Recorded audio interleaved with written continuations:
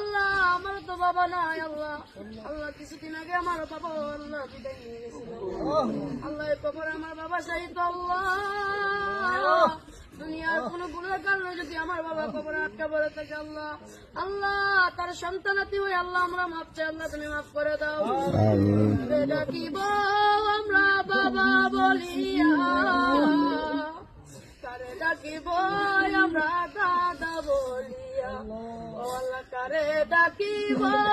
আমরা বাবা বলিয়া, কারে ডাকিব আমরা বাবা বলিয়া। আল্লাহ যেই বাবা নিজেরা পড়ে আমরা পড়াইছে আল্লাহ, আল্লাহ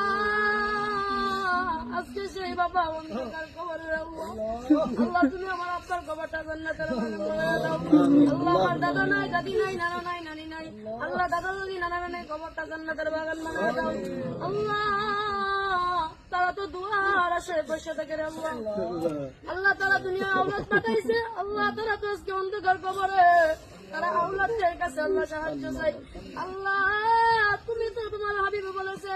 কোন এতিম সন্তান যদি তার আব্বার কবরের পাশে আল্লাহ চোখের পানি বাড়াইয়া তার আব্বার জন্য দোয়া করে আল্লাহ ডাক দিতে দেরি হয়, আল্লাহ তুমি ডাক কবুল